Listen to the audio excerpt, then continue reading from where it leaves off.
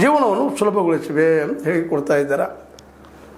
ಈಗ ಉಜ್ವಲ ಬಗ್ಗೆ ಹೇಳಿದಾಗ ಉಜ್ವಲದ ರೇಟ್ ಕೊಟ್ಟು ಬಡವ್ರು ಕೊಡ್ಲಿಕ್ಕೆ ಸಾಧ್ಯನ? ಇವತ್ತು 1,000 ಅದ ಈಗ ಹೆಚ್ಚು ಕಡಿಮೆ ಕೊಟ್ರಿ.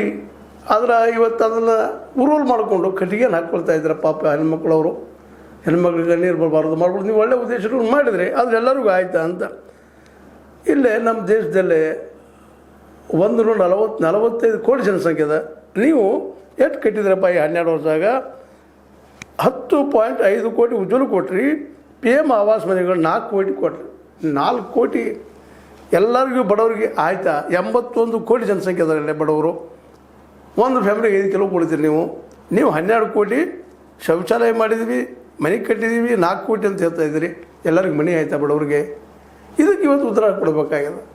ಹೀಗಾಗಿ ಜನರ ಮನದ ನಿಧಾನಕ್ಕೆ ದೂರ ತರ್ತಾ ಇದ್ದೀರಿ. ಇನ್ನು ಯುವಕರ ಸಬಲೀಕರಣ ಮಾಡಿದ್ವಿ ನಾವು ಅಂತ ಒಂದು 2ನೇ ಸ್ಟೇಟ್ಮೆಂಟ್ ಕೊಡ್ತಾ ಇದ್ದೀರಿ. ಸುಮಾರು 2 ಕೋಟಿ ಯುವಕರಿಗೆ ಕೌಶಲ್ಯ ತರಬೇತಿ, 2 ಕೋಟಿ ಯುವಕರಿಗೆ ಕೌಶಲ್ಯ ತರಬೇತಿ ಕೊಟ್ಟು ನಾವು ಅಂತ ಹೇಳ್ತಾ ಇದ್ದೀರಿ. ಮತ್ತು 40 ಲಕ್ಷ ಕೋಟಿ ಮೊತ್ತ ಮುದ್ರಾ ಸಾಲಗಳು, 40 ಕೋಟಿ ಲಕ್ಷ ಮುದ್ರಾ ಸಾಲ ಕೊಟ್ಟಿದ್ರಿ. ಯಾರಿಗೆ ಕೊಟ್ಟಿದ್ರಿ? ಹಾಗಾದರೆ 81 ಕೋಟಿ ಜನ ಬಡವರು ಯಾಕೆ ಕೊಡೋದ್ರಿಲ್ಲ? ಇದು ಗೊತ್ತಿಲ್ಲ. ಒಂದು ಕೋಟಿ ಎಣ್ಣೆ ಆಗ್ತಾ ಇಲ್ಲ. 40 ಲಕ್ಷ ಸಾಲದಲ್ಲ, 40 ಲಕ್ಷ ಕೋಟಿ ಮೊತ್ತ ಮುದ್ರಾ ಸಾಲ ಯಾರಿಗೆ ಕೊಟ್ಟಿದ್ದೀರಿ? ಎಲ್ಲಿ ಹೋಯಿತು? ನಿಜವಾಗಿಯೂ ಬಡವರಿಗೆ ಮುಟ್ಟ್ಯದನ ಅನ್ನೋದು ಇವತ್ತು ಉತ್ತರ ಹುಡುಕಬೇಕಾಗಿದೆ.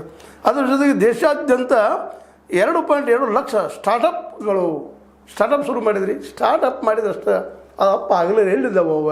ಇವು ತೋರಿಸುವಂಥದ್ದು ಆಗ್ತದಲ್ಲ ನಿಮ್ಮ ಕಡೆಯಿಂದ. ಇನ್ನು ನಾವೀನ್ಯತೆ ಉದ್ದೇಶವು 10,000ಕ್ಕೂ ಹೆಚ್ಚು ಹೋಟೆಲ್ ಟಿಂಕರಿಂಗ್ ಲ್ಯಾಬ್ಗಳು ಮಾಡಿದ್ರಿ ಅಂತ ಹೇಳಿದ್ರಿ. ಎಲ್ಲೆಲ್ಲಿ ಮಾಡಿದ್ರಿ? ಏನು ಮಾಡಿದ್ರಿ? ಇವುಗಳು ಸಹಿತ ಇವತ್ತು ಚೆನ್ನಾಗಿ ಕೇಳ್ತಾ ಇದ್ರಿ. ಎಲ್ಲಿದ್ದಾವಪ್ಪ ಇವೆಲ್ಲ ಅಂತ. ಆ್ಯಕ್ಚುಲಿ ಏನು ಮಾಡಿದ್ರಿ?